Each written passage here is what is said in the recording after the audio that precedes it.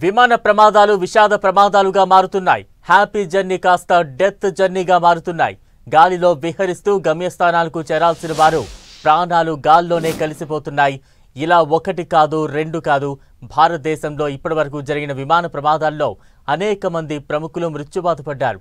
విమానాలు మాత్రమే కాదు, హెలికాప్టర్ ప్రమాదాల్లోనూ అనేక మంది ప్రముఖులు చనిపోయారు. తెలుగు రాష్ట్రాలకు చెందిన మాజీ ముఖ్యమంత్రి వైఎస్ రాజశేఖర రెడ్డి పదవిలో ఉండగానే 2009లో జరిగిన హెలికాప్టర్ ప్రమాదంలో మరణించారు. నల్లమల్ల అడవిలో బెల్ 430 హెలికాప్టర్ కూలడంతో మరణించారు.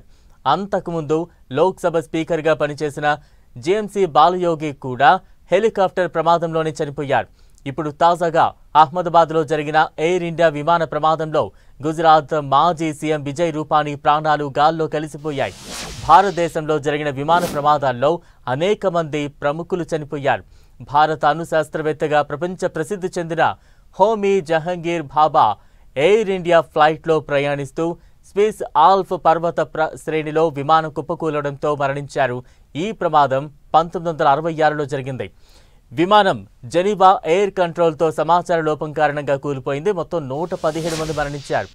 హోమీ బాబా మరణం భారత అణు కార్యక్రమానికి తీవ్ర ఆటంకం కలిగింది. 1985లో ఎయిర్ ఇండియా కనిష్క 182 విమాన ప్రమాదంలో నటుడు ఇందర్ ఠాకూర్ మరణించారు. 1973లో జరిగిన ఇండియన్ ఎయిర్లైన్స్ విమాన ప్రమాదంలో ప్రముఖ పారిశ్రామికవేత్త కుమారమంగళం బిర్లా చనిపోయారు. ఇందిరాగాంధీ ప్రభుత్వంలో ఉక్కు శాఖ మంత్రిగా ఉన్నారు. 1980లో ఇందిరాగాంధీ కుమారుడు సంజయ్ గాంధీ సఫ్దర్జంగ్ 1980 ఎయిర్పోర్ట్ ప్రమాదంలో జరిగిన ప్రమాదంలో చనిపోయారు.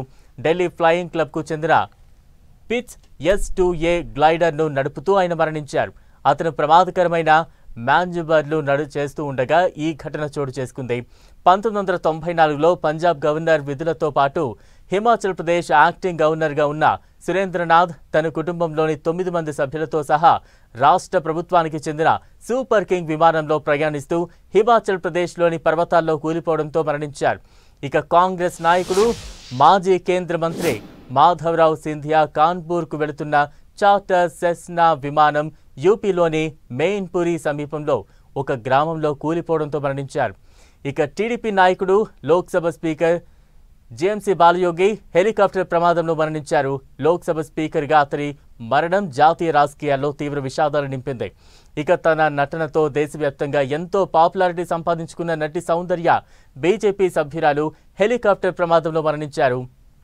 2004లో కరీంనగర్లో ఎన్నికల ప్రచారంలో పాల్గొనడానికి బెంగళూరు నుంచి వెళుతుండగా హెలికాప్టర్ ప్రమాదంలో మరణించారు.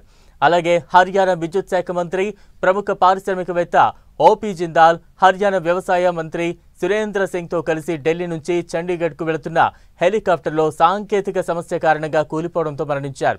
అలాగే అరుణాచల్ ప్రదేశ్ ముఖ్యమంత్రి డోర్జీ ఖండు పవన్ హన్స్ హెలికాప్టర్లో ప్రయాణిస్తుండగా గ్రౌండ్ కంట్రోల్తో సంబంధం కోల్పోయిన తర్వాత కూలిపోయింది.